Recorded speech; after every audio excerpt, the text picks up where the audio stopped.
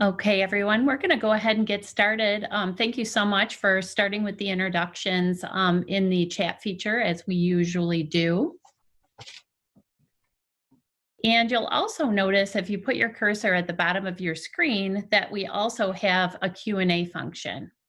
And in that Q&A function, you will be able to post questions in there. So as the panelists are sharing and providing their perspectives, if you have a question for a particular superintendent or in general for the panel, go ahead and post that in the Q&A and we will be watching for it. We also have the ability in that Q&A to give it a thumbs up, which basically makes the question rise higher in the queue. And we will certainly see that first. So if you see a good question that you would like to have asked, feel free to kind of emphasize that by clicking on it and giving it a thumbs up. So we are going to start today, and thank you so much to all of our panelists. We've got some really great leaders from around our state who are willing to kind of join and give us their perspective on remote learning. So we're going to ask them all to just introduce themselves individually, and we will go in alphabetical order just to make it easy. And if you would, maybe just share a little bit, how long have you been in your current position would be a great thing to know. And anything else that you just want to say to get things kicked off. So we're going to start with Dr. Brian Davis. Thank you, Wendy, and welcome everyone. It's a pleasure to be here this afternoon. This is my 20th year with Holland Public Schools, 12 years as superintendent. I've also been in charge of curriculum instruction and assessment and an elementary principal. And it's great to have so many individuals interested in this instructional leadership opportunity today. Pleasure to be here.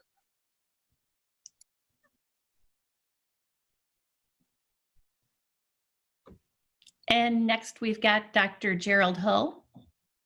Hi, I'm Dr. Gerald Hill. I'm the superintendent in the West Bloomfield School District. I'm completing my 8th year here, although I will say that the last 3 months feels like 8 years. It's been a real challenging time for everybody in the state and across the nation, and I couldn't be more proud to be an educator today because of the way all educators across the United States have responded to this pandemic crisis. Thank you. And Dr. Jamie Hitchcock. Good afternoon, everyone. My name is Jamie Hitchcock. I'm the superintendent in Oak Park. I am actually the rookie on the panel, I believe. I am finishing up the end of my first year as superintendent, although I've been an administrator for over 20 years in the Novi, Birmingham, and Berkeley school districts. I am so happy to be here today and glad you were able to join us. Thank you. What a trial by fire, Jamie. So we appreciate you being here. And we have Dr. Glen Malik.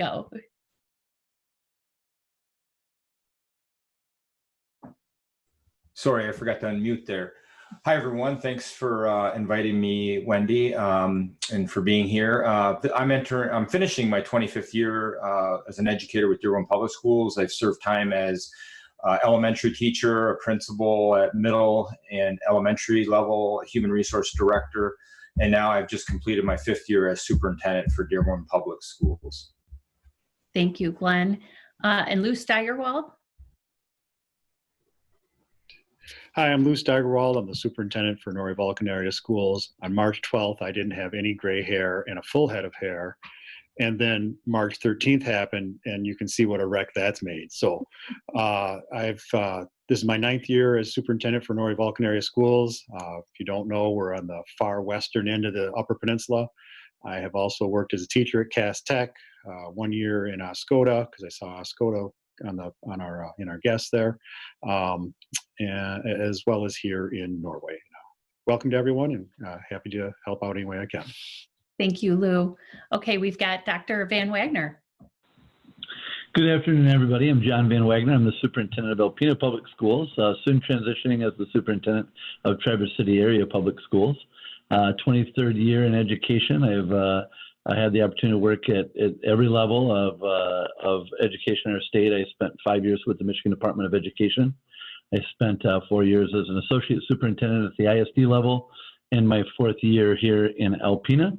And it's been a wild ride to here this last 3 months, but also has affirmed some things that we've been trying to do and plan for over the last 2 years. And so I'm excited to share some of the advantages that, while there are a few in between, there are advantages to move things forward out of this that I'm hoping we can take advantage of as educators.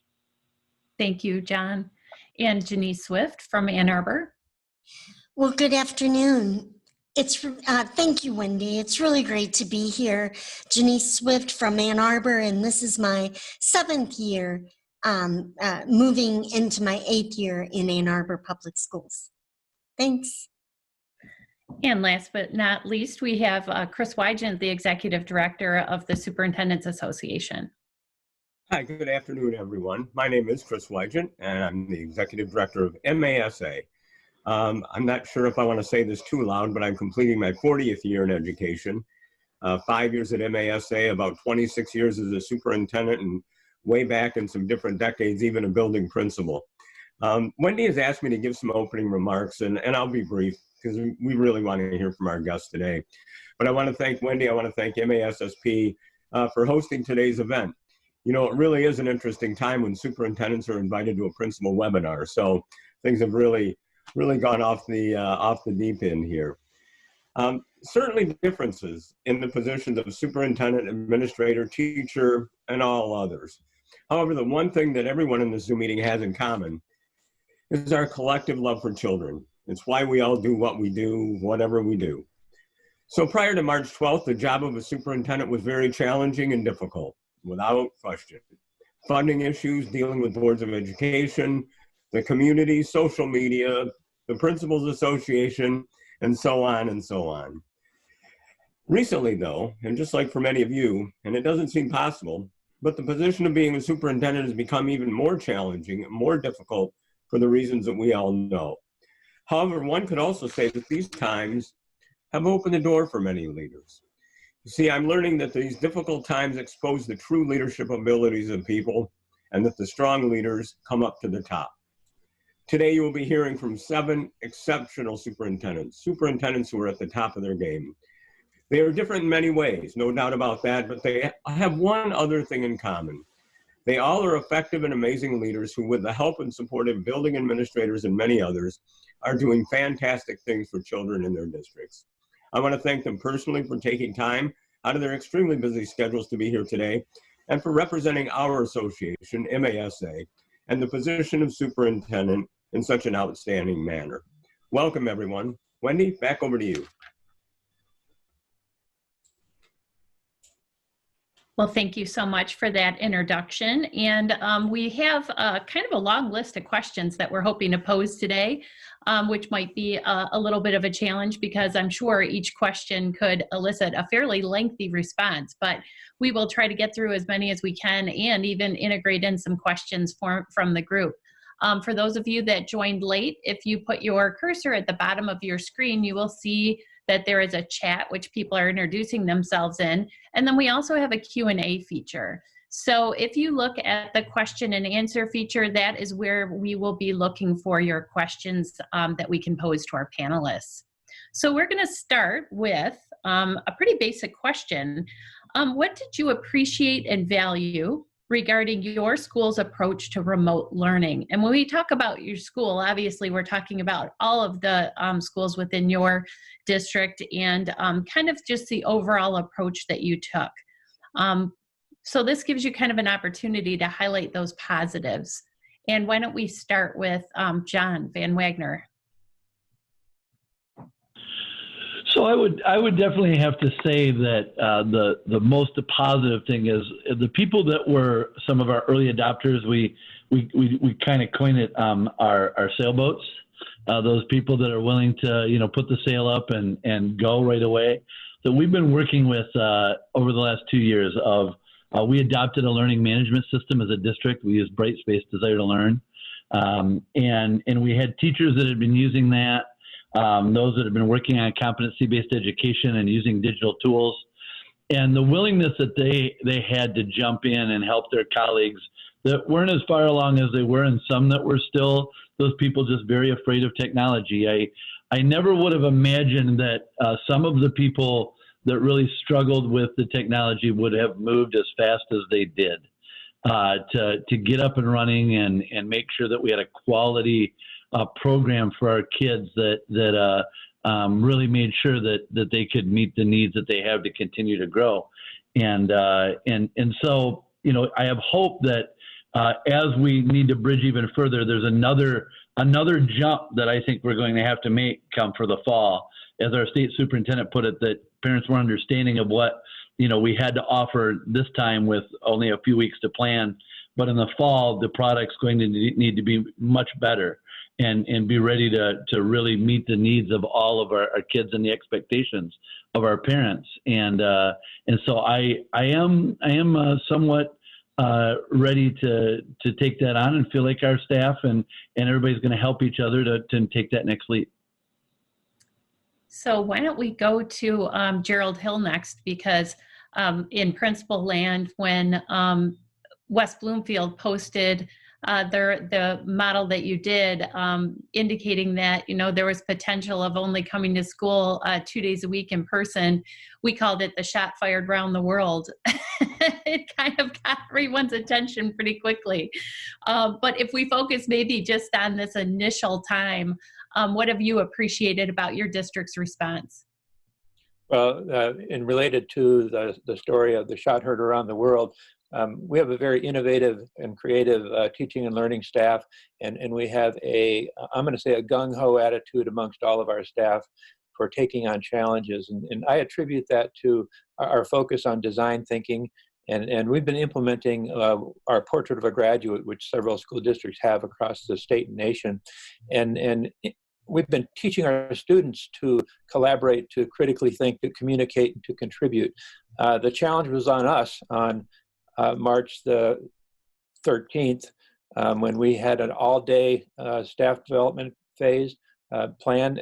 I called a snow day. I never call snow days, but I called one for that day, not knowing when I called it that we'd need it as soon as the Monday, the 16th.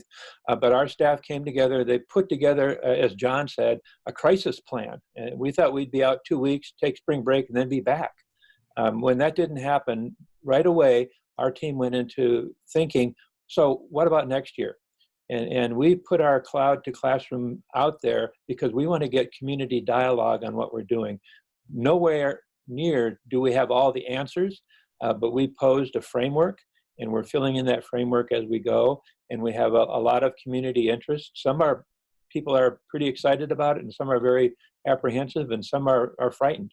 And that same holds true with staff. And so we need to have all the time we can so that we put together a quality program for the fall. And that's one of the reasons why we stepped out early. Yeah, and I think I think that community input factor is so important, and it's really going to be the critical link moving forward as well. So Jamie, just a piece on that, if I could. Yeah. We did a survey, and we had over 1,400 responses in less than 24 hours from families. And those are different, distinct family responses. And our data showed at the time we did it about a week or so ago that about 30% of our families want only online instruction in the fall. They don't want anything to do with face-to-face. Then there's an equal portion that just want face-to-face. They don't want anything to do with online. They're tired of it. And so we have a dichotomy out in the community for a variety of reasons, and that information helps. And then on the staff part, we have about 30% of our teachers who only want face-to-face until there's a vaccine out there. So there are a lot of factors that are coming into play. So true. So Jamie, interesting first year and facing this as one of your big challenges, I'm sure. How do you feel about your initial remote learning plan? I think one of the things that has helped me is to lighten it a bit. I'm somewhat of a germaphobe. So when we started hearing about the pandemic in other countries, we started planning probably about 3 to 4 weeks before the school closure occurred. I pulled together a technology team, I pulled together a teaching and learning team, and we started planning what learning would look like if we had to close school. I think that's one of the things that went very well, which helped us in turn move into when we realized that this was going to be a long-term situation, we started to prioritize social emotional health. I'm not sure if many people know this, but our school district is made up of about 60% of our families, our school of choice from Wayne County. And we know that that was a hard hit area, and at one time was at the top of the list for cases in the country. Then in Oakland, we're in Oakland County, and Oak Park had the highest number of cases per capita in Oakland County for the other 40% of our residents. So we unfortunately had about 10 parents pass away, a former staff member, a current staff member. So we were hit particularly hard with illness and death surrounding COVID-19, which I believed helped us place a higher priority on social emotional health and safety. So we kicked into gear by creating a social emotional support hotline, making sure that every single teacher reached out to every single family in the district and that they would stop at nothing until they were able to reach someone. We deployed over 3,000 laptops and 1,000 hotspots to ensure that our families were able to make that social emotional connection. Weekly, we're still distributing tens of thousands of meals to families, even in our small school district, because of the unique need in our environment. So I guess what I think we did really well was somewhat plan ahead, which is kind of by accident. But when things started to hit hard, really placed a priority on those basic needs that our families needed at this time. Health, safety, wellness, food were all of the things that really we were faced with focusing on in our district. And I think went really well. Well, I think a good kind of maybe segue to your comments, Jamie, is to Lou Steigerwald in the Upper Peninsula, because although the challenges are different in terms of the level of the disease spreading, I think that the challenges in terms of that connectivity piece and finding a way to reach the whole community was probably a shared difficulty. Yeah, so, I don't know if folks have checked out what has happened up here in the UP. We've remained, fortunately, very, very low insofar as incidences of coronavirus go. And so actually there's been a lot of questioning here about why we remain closed. In Dickinson County, we've only had at this point, I think, 5 cases of coronavirus. We're also shutting the bridge. So, because we're getting the influx of people to their cottages now, but quite frankly, up here on the western edge of the UP, most of our summer homes come up through Chicago and Milwaukee. So we're waiting to see what happens with that. I know there's probably a lot of people will be a little surprised when I say this, but we had very few connectivity problems. This district has been 1-to-1 since 2013. We have very high-speed internet out of Houghton, up there around Michigan Tech, even though we're several hundred miles from Houghton. And so when we polled our families about internet connectivity and what services they would need as we saw this heading our way, I had given our staff a heads up that I felt certain a closure was coming, and they were getting ready, and a lot of them do a lot online as it is. Quite honestly, we were ready to up. We were actually up and running and then shut down when the governor got in flux about some of the rules. So about 90% of our families reported that they had connectivity at home. We jacked up the signal from our internet. So it's funny when I hear my colleagues talk about their buildings. I'm in our building. And so we jacked up the internet signal within the building so it reaches all the way to the edges of our parking lot, so that if families needed to, they could come in and use the internet in our parking lot. That's a little bit prohibitive. My district is about 250 square miles, so it's a little bit of a drive for some families if they needed to use that. But challenge-wise for us, the challenges for us has been the fact that we haven't been allowed to grade, and so keeping the kids engaged, teachers are reporting, is the real problem. But we've made a pretty successful transition, though I want to be very, very clear that I think that kids being in classrooms in front of teachers with their colleagues is the far superior form of education.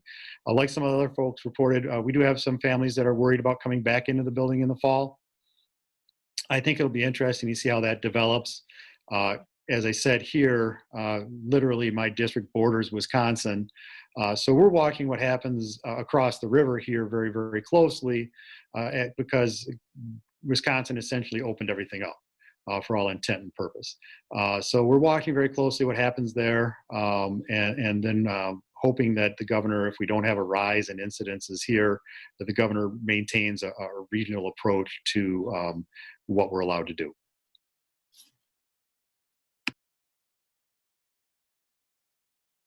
Thank you for giving that perspective. And I'm really impressed with that connectivity ability with 250 square miles. That's pretty amazing to think that that's the case. So that's fantastic, actually. Why don't we switch to another question and maybe join in with our panelists that haven't shared yet.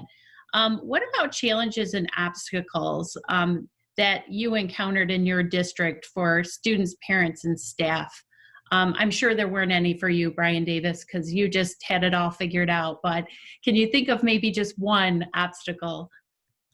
Yeah, I would say if we go back to Maslow's hierarchy of basic needs, Holland, most people think of as wonderful tourist resort community on Lake Michigan, and which it is.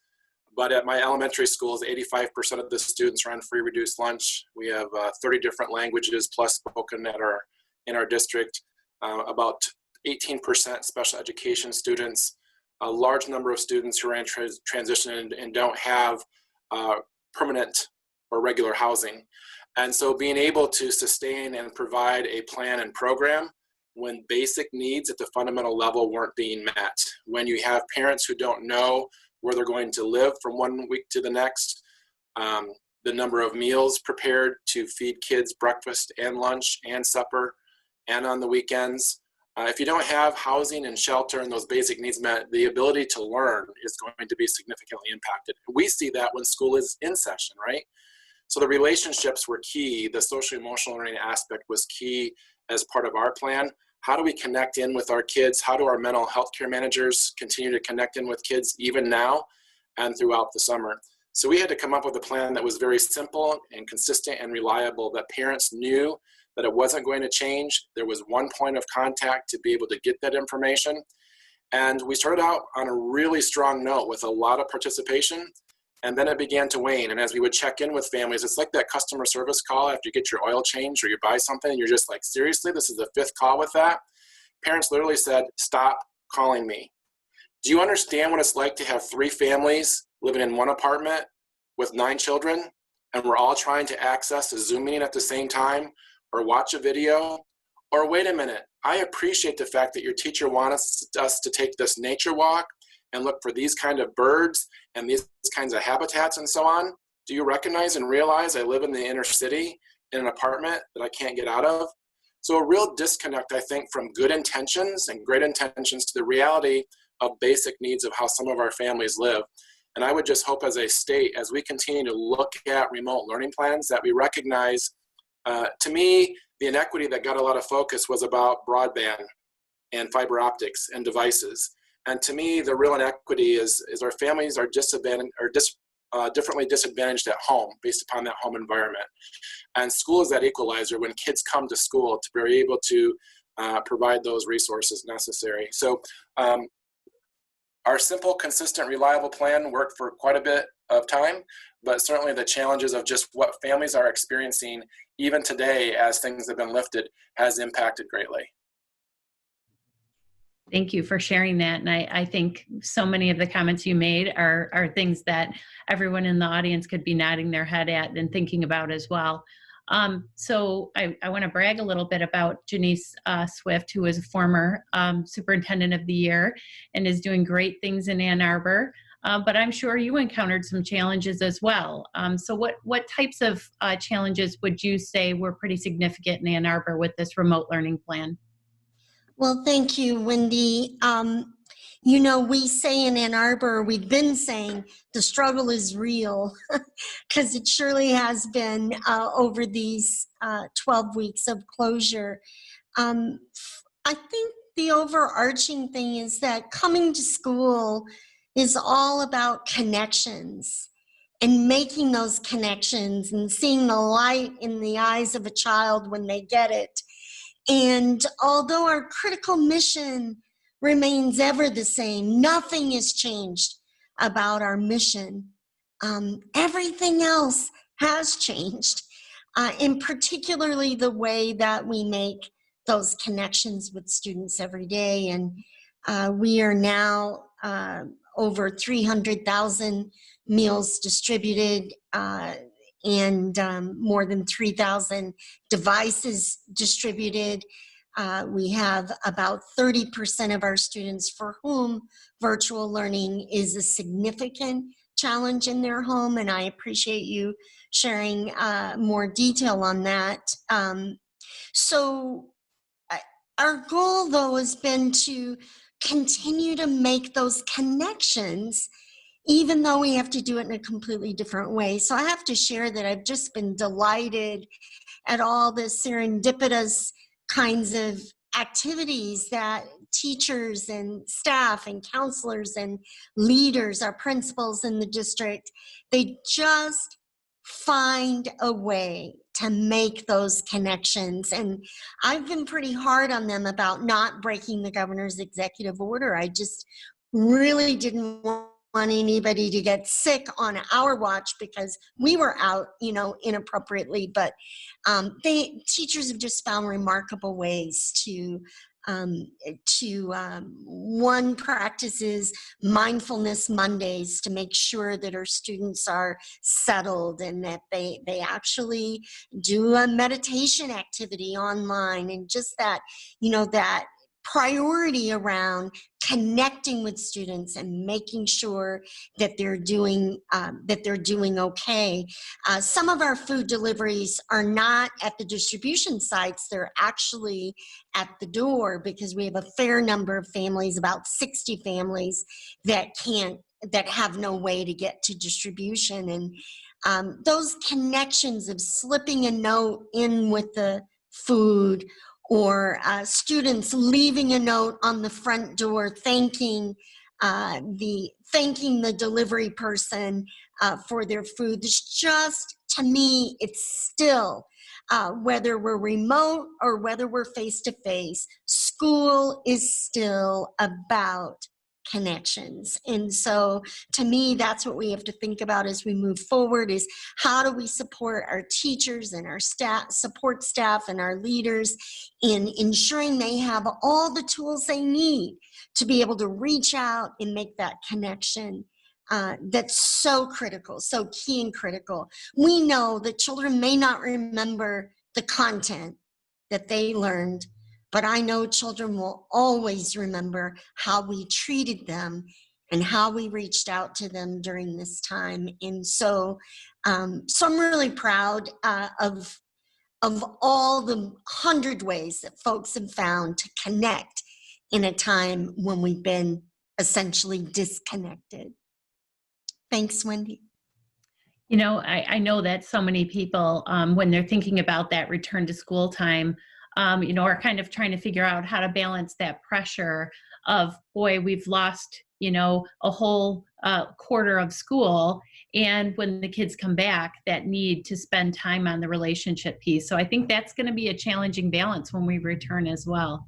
It is. So maybe we can shift to our next question. What do you believe needs further rethinking, reframing, or refining? So now that you've had a plan in place and you're going to be moving into the fall, what do you think might need more kind of thought around it, or reframing or refining? Dr. Maliko, do you think you could take that one? And to brag up Glen a little bit as well, he's another former Superintendent of the Year. Thank you, Wendy. I'll kind of go into that, but if it's okay, I'll kind of connect it to the previous one because I kind of have a good story of what happened with me specifically in my situation and just talking about leadership in general with online learning. I think one of the things is that, for me, I'm a shared leadership person and I like getting input and all sorts of things. But once we get into crisis, sometimes you're in situational leadership. And so my team knows that I've been much more directional. In fact, the Board of Education has recognized that, but has appreciated that when you're in a crisis. And if I could just kind of go into what happened that week of the closure, I actually had one of the first 2 cases of the positive test was related to one of the staff members in one of my schools. And so that morning, we had been talking about online learning and my crisis team had been working about moving forward. And like you said, rethinking and reframing what we're going to do. And I told my IT director that before I knew about that is get ready because I think we're going to be moving or we're going to be closing at some point. We don't know. We saw the forecast and it went really quick. Well, that morning, I'll just say I was in crisis mode. I usually like to run in the morning and get exercise. And I did that. And then I got an early morning call. We're connected to this case.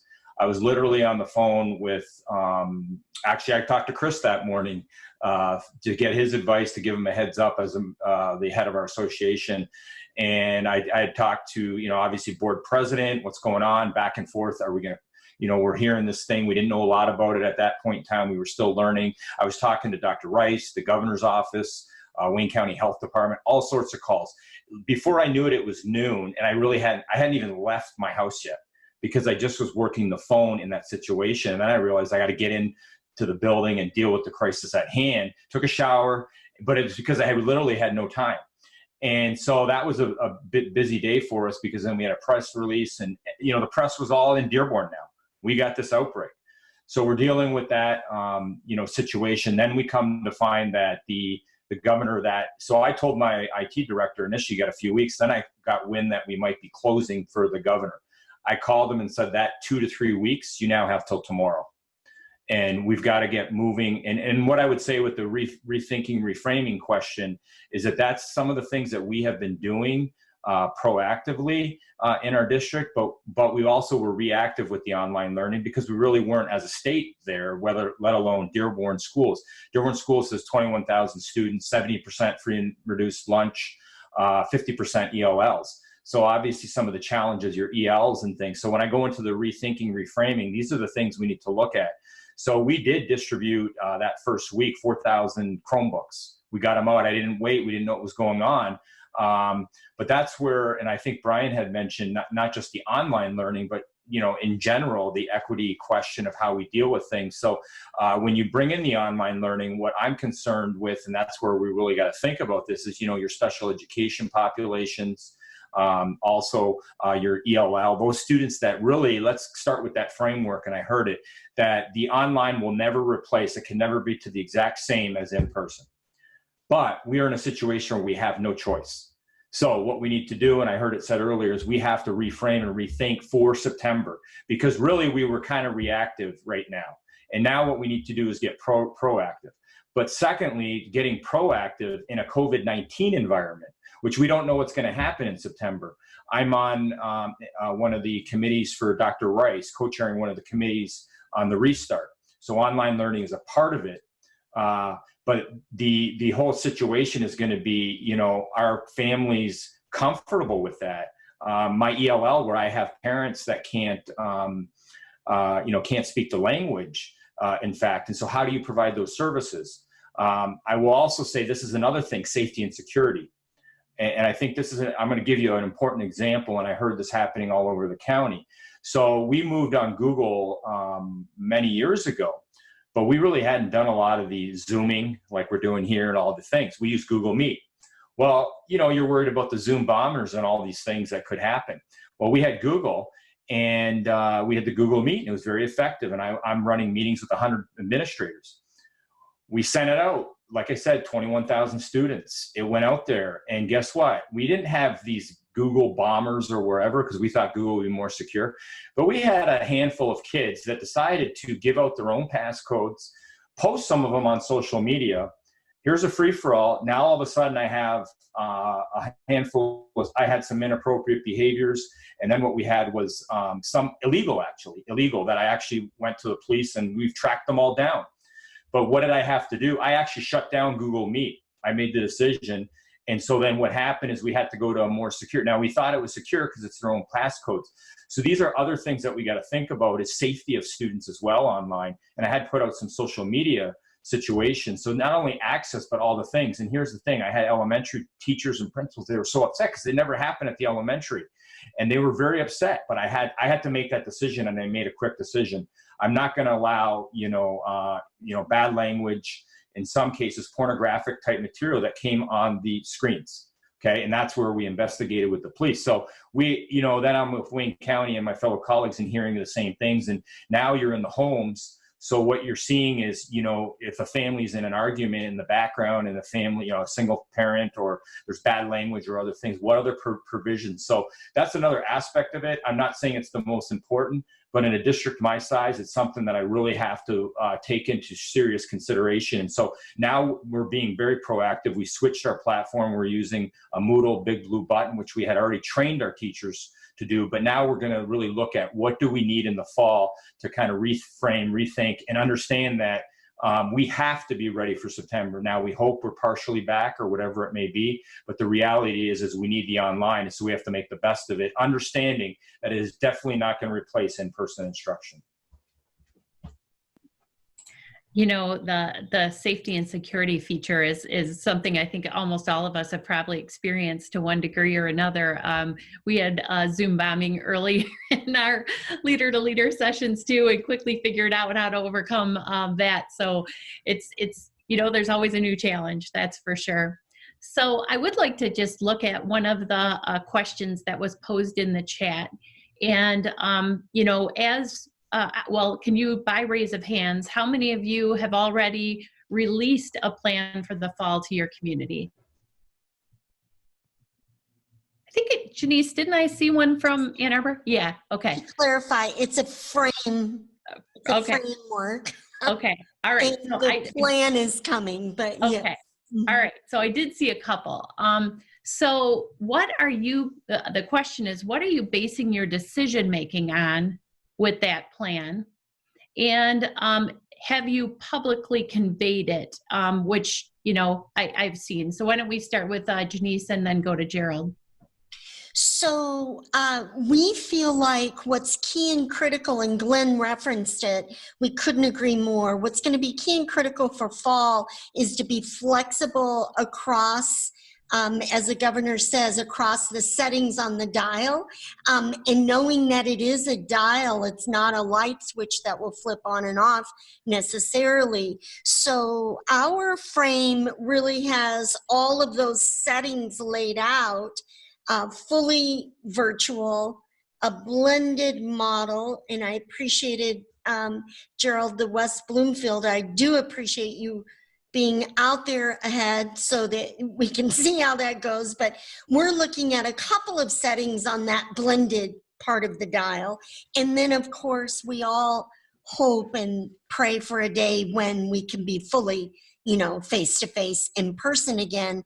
But Wendy, what we are having to develop now is what are the criteria for moving in and out of those settings across the dial. And so that will be part of the plan. We set up the framework because we wanted our parents to know that we're going to meet them where they are. And I'm very interested, Gerald, in the data that you have. We have a survey going out here in the next day or so. We'll be very interested to see how many of our parents will decide ahead of time that they don't intend, that they intend to be fully virtual.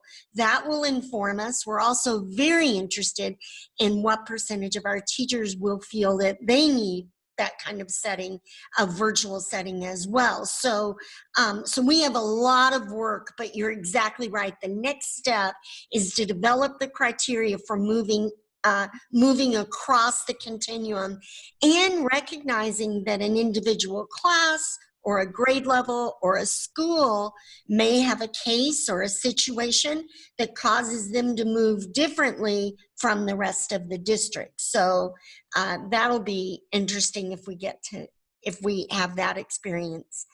The name of the game is agility and flexibility, I believe. Well, I saw when West Bloomfield posted the plan, there was a lot of reaction on social media.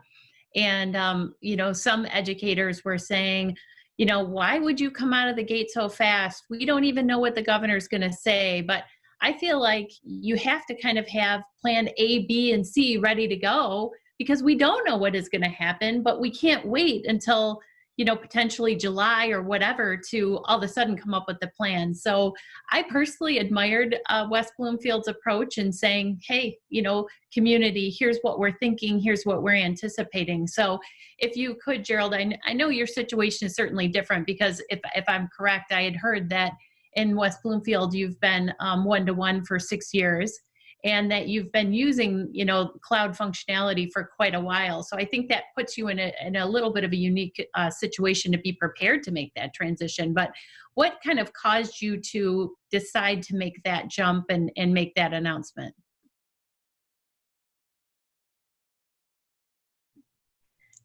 You have to unmute, sir.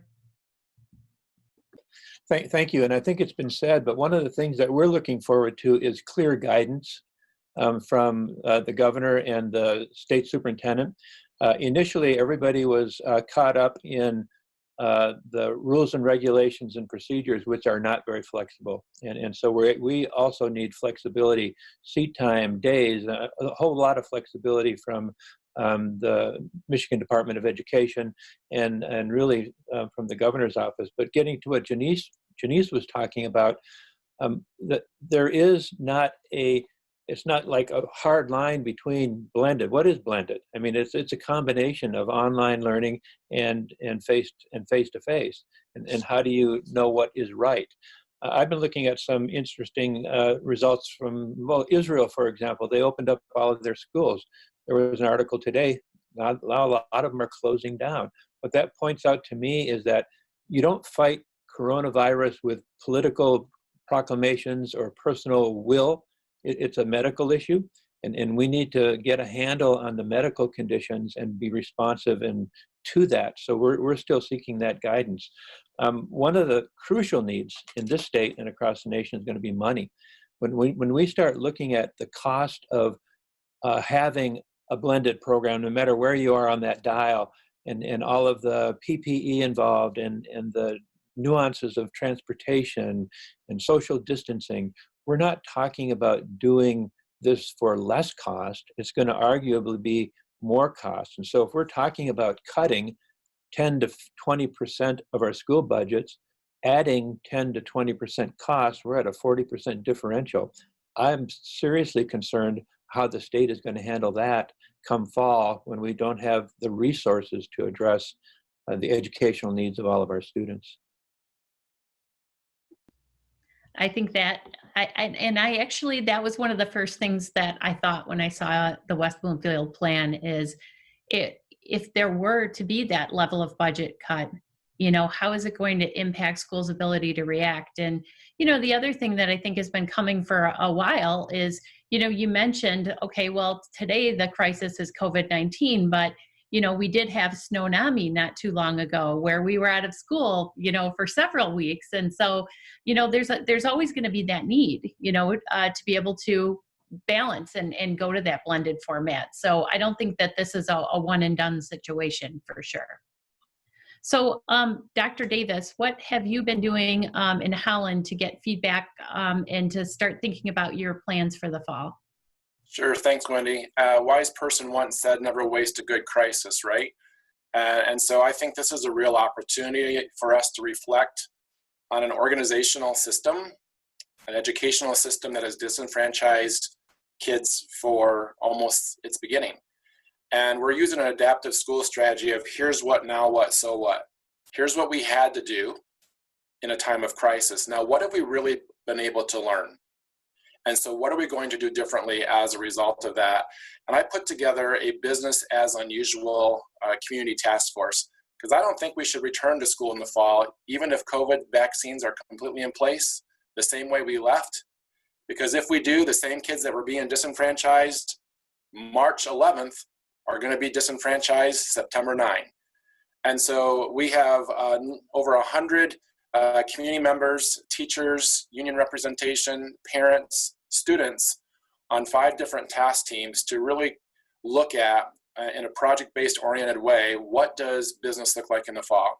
So we have a team that's working on school and family partnerships. What does that parent communication have to look like? What does real two-way communication mean? How do you provide effective feedback? The biggest thing that I've heard from our parents, okay, we've done all this work, so what? I haven't received the level of feedback to know, is my child now reading at 3rd grade level? Because of the inability to really, or at least the message that was received by many of not being able to grade things or really to provide any level of consequence for not completion of work. A lot of people felt it was pass, go, and Monopoly and collect $100 and it's a free pass to the next grade. And so really being able to say, what does feedback look like? What do parents need in that process? How do we provide professional staff development to parents? We're all talking about Zoom and Google Classroom, and I wrote down the learning management system that John was using. I don't know some of those things, but we're expecting parents to be the first teacher at home, as they should be. So we're looking at academic parent-teacher teams, a model based out of New Jersey with some teachers who initiated that and some work that Harvard has done. So what does school and family partnerships really mean? We also have a team that's working on building infrastructure. It's everything from social distancing practices on the school bus to the playground to the classroom. What does it look like to socially distance a 5-year-old in kindergarten or a 15-year-old at the high school? They're the same behaviors, just in different bodies, right? And so how do we incorporate all those? What do split day schedules look like?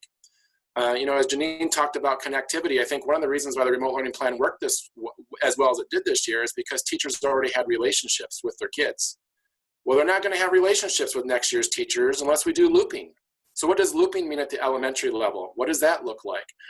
So everything from building infrastructure to MASSP to sanitation stations, we have a committee working on that. We also have a group working on summer learning. We know that despite our best efforts, and our teachers have been Herculean in this work, our marginalized kids have been even more marginalized and disadvantaged through this. They just haven't received the same level of instruction had we been in person. So what can summer learning look like for those individuals, and what kinds of things are we going to have to invest in this fall? And of course, then we have to have a hybrid learning committee who's studying the work in Massachusetts and Washington, other countries, looking at best practices across the globe to be able to say, what can we learn from others who have gone ahead of us? What needs to look differently for our second language learners, for our kids who don't have a place to stay tonight, for who are our kids who are in special education? So a whole group of individuals working on multiple models, because I firmly believe we might start with the model the first day of school, and I think we're going to go in and out of 3 different models throughout the school year, if not more. We're going to have to be even more nimble and flexible than what we were. And then I have a committee that's focused on the budget. All of these teams are championed by a central leadership administrator, a building administrator, and then we have several subcommittees under each one of these, and they all overlap with the themes. But the budget is a big piece. But I do agree with Gerald that there's significant investment of resources that have to be made here, but there's also practices that we've been doing that have cost us a lot of money that I think if done differently could actually in turn become in a new investment strategy to provide education differently, at least for the way we do business in Holland. And I know that we're too looking for that guidance. I'm glad that I'm part of the team that Glen is co-chairing to be able to provide some of that. But we have over 800 school districts in Michigan. So each one's going to have to respond to the uniqueness of their community. And that's why I really reached out to our community to say, okay, we're going to take this slow. We're engage all of you as stakeholders, because at the end of the day, I'm not the one that's implementing this plan. It's mom, it's dad, it's grandma, it's grandpa, it's teacher. It's all of our support staff, and they have to be engaged in the process from the very beginning, and they have to be educated and developed as well, and make as many decisions as they can. So we're calling it business as unusual. And what does that look like in the fall? We don't know yet, but stay tuned. Well, thank you for like kind of bringing in so many different elements, because that's exactly what it is. There's just so many facets, and also the idea that there isn't going to be just one plan. that there's probably going to have to be some change throughout next school year. So I think that those are all great points. So someone also asked in the chat, and this is something that's been concerning me too, so I want to go to this one. When we see what's happening in other states with their remote learning plans and people who might be ahead of us, we see people cutting electives, cutting all those activities and things of that nature. So maybe some of you that didn't get a second question in, do you have any thoughts on how do we maintain those programs? How do we find a way to be able to still have PE engagement and music instruction and world languages so that we don't just focus on the core? I don't know, did you have any thoughts about that, John or Glenn or Lou or Jamie? Sure, I'll speak. I think one thing is we don't really know, but what we can do is go back to the experts. I do have a district reopening committee, and I have a subcommittee specifically looking at that. And so I have some of the professionals that are in those areas that are going to be looking at things, working with IT to come up with solutions. I think one of the things which is a challenge is I've heard from parents saying, look, I'm already overwhelmed with the regular core curriculum and all these things in online, and they can't do it. They're like, now you got to balance that with, the importance of music and arts and all those things. So how do you keep it going? And so for us, it's going to be a balance, but we are going to go back to some of our experts, work with the IT. So I don't really have the answer right now. I think it's going to be a concern, but I think the way to do it is to get some people that are in the trenches doing it and okay, this is working because we have this dynamic teacher that's doing it in this way. Well, let's share in that knowledge and work together. And so that's kind of what I'm doing in our district. And I have this reopening committee with 70 to 80 people on it, but it's going to be based on subcommittees and looking at different areas, not just this, but this is one of them that's important. I mean, you look at athletics, there's another area. So there's all, when Dr. Rice had called me and asked me to co-chair one of those committees, I told him about this committee in Dearborn. And, because what's going to happen from the state is they're going to give us the framework, and then we're going to have to implement. I'm going to have to implement at Fortson High School. And I think Principal Alcadre is on your board. And she does a great job, by the way, at Fortson, 2,800 students. So what is that going to look like? So I need her and others and experts in the trenches that are going to work with them. And the reason we brought in community members is to get their inputs, and then we have buy-in from the greater community. So it's not just us deciding. Now, having said that, it was pretty made clear to us, and I know Chris is co-chairing the suburban or the rural committee, that we are just providing recommendations, because in September, what's going to happen is it's all going to be based on the science. And then we're going to have to go and implement based on what the governor says we're able to do. Because I keep getting questions as to how are you going to run these things? So I do think we got to go back to those experts, and we do have to preserve that. We don't want to just let that go and lose all the great things that are going on in those areas, because just like athletics, some kids go to school because they're connected to that. Some kids go because they're connected to that performing arts or that choir that they love performing in. So we definitely don't want to let it go, but it is going to be a challenge, not only in an online learning, but in a budgetary situation. And we all remember some of the reductions during the No Child Left Behind era of 2002. So it's a challenge. I don't have the answer, but I do think we need to continue to dialogue and come up with solutions. So Jamie, could you add to that? I was just saying that I echo Glenn's response. Some of our students come to school particularly for athletics and to be involved in music. We have some extremely successful extra and co-curricular programs, and I can't imagine moving forward without those programs existing. However, I think that one of the things that's been most challenging throughout this school closure and pandemic is that we are consistently making decisions and planning. And then when we get closer to the date of that thing happening or implementing it, the variables change. So I think we have to be really cognizant of not overwhelming ourselves with information or variables that are happening in the here and now, and expecting for those same things to be in place in September or August. For as much as I am in solidarity with the protests that exist throughout the country, we know that there's a possibility that bringing a large groups of people together could spring us back into another episode of cases and deaths across the state. So we have put a committee together for facilities. We've put a committee together for teaching and learning. But one of the things that we have decided to do is to listen to the experts when we get closer to the date that we're trying to implement something, because doing that beforehand can make it so overwhelming for a consistent number of people who are really working hard to figure this out. They can quickly become discouraged when receiving a note or an email from the governor to no fault of her own, but that circumstances have changed, and now that plan that you spent the last 2 weeks working tirelessly over is no longer relevant, and we have to do something completely different next week. You know, I think that, you know, when I hear from principals, you know, I kind of hear both sides of it. I am in so many meetings planning for what if, and I feel like you know, there's potential of wasting time planning for what if. That's one side.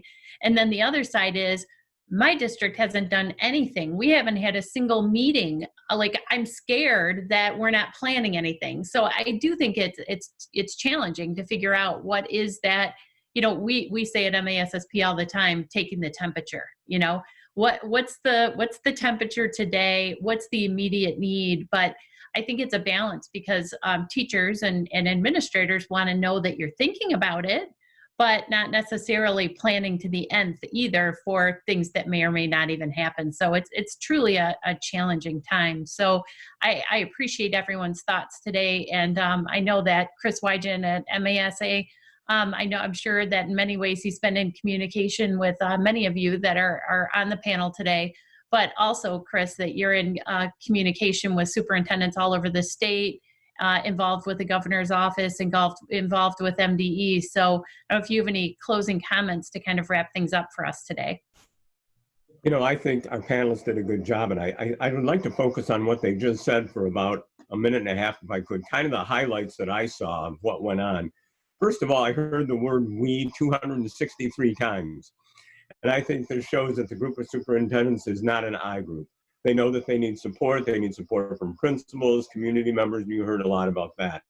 From Brian Davis, we heard the emphasis on Maslow's hierarchy of needs and the importance of that, the importance of relationships. I was fascinated by the "Stop Calling Me" story. I found that to be something. And I like the fact that he has over 100 people in his community going for fall planning. We heard from Dr. Hill. I'm not calling it the shot heard around the world. I'm calling it the innovation heard and seen around the world. And he talked about his innovative and creative gung-ho staff. And I know that's a fact. And I applaud his vision for having a remote learning framework already in place. We heard from the Rookie Superintendent of the Year, Jamie. You should get an award. Maybe we can come up with one. And also your vision, 3 or 4 weeks before the school closure, you were already preparing for it. I wish you would call me next time if you could. But congratulations on your vision. Congratulations also on your social, emotional, and health focus. That certainly is important. We then heard from Lou in the very healthy Upper Peninsula, the uniqueness of the situation. But what was surprising to all of us, I think, was the connectivity is so strong up there. The engagement challenge that we all face. I liked it when Lou said face-to-face is best. We've always got to remember that, and I'm glad he said that. And our internet here where we are is pretty spotty, so I might be driving up to the UP to get more dependable wireless. It's nice to know. We heard from John Van Wagner, who's in a transition right now and ready to head to Traverse City Schools. What I liked, he talked about his slow boats. And if you know John at all, he took some slow boats and worked with them and turned them into motorboats pretty darn quick. And they're cruising out there right now. So congratulations, John. Glenn, you talked about situational leadership, something I think we all face. You talked about what happened when you found cases early on in COVID-19. You mentioned the words rethink, reframe. You talked about equity challenges, and then you gave us kind of a fascinating story about safety and security of students online, and that you actually shut down the Google Meet. Nice work, but I'm glad you're focused on that. And last and certainly not least, my good friend Janice, 300,000 meals, Mindfulness Mondays. You made two quotes that I want to close with. Number one is nothing has changed about our mission. And I think that's important. We're still delivering the mission just in a number of different ways and maybe some better ways. And last, children will always remember how you treated them.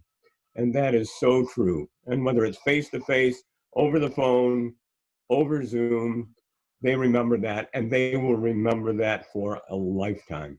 And I think we all need to understand that. So my kudos to our 7 superstars here, and thanks again to Wendy and MASSP for hosting this wonderful session. Very informative. Thank you all for your time and sharing your perspectives. And moving forward, we'd like to retain the right to recall you as witnesses in the future to be able to share your thoughts on how things are going, and maybe even your plans moving into the fall, and maybe aha moments that you've had in doing your planning. If those of you who have been tuning into Leader2Leader are looking for our past sessions, we have all of those recorded and posted on the website, and we have that URL available for you. So thank you again, everyone. We really appreciate you tuning in today, and we will post the recording of this session as well. Thank you. Have a great rest of your day.